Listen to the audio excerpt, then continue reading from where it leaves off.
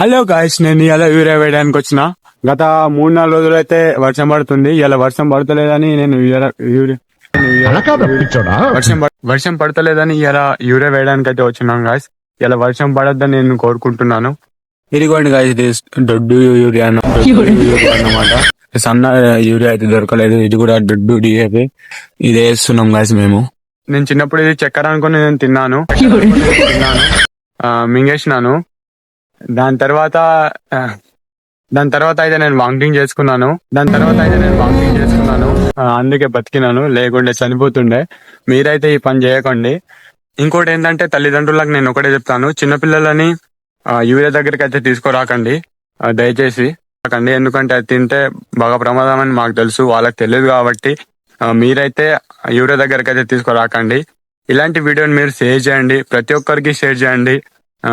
నచ్చితే ఈ వీడియోని లైక్ చేయండి.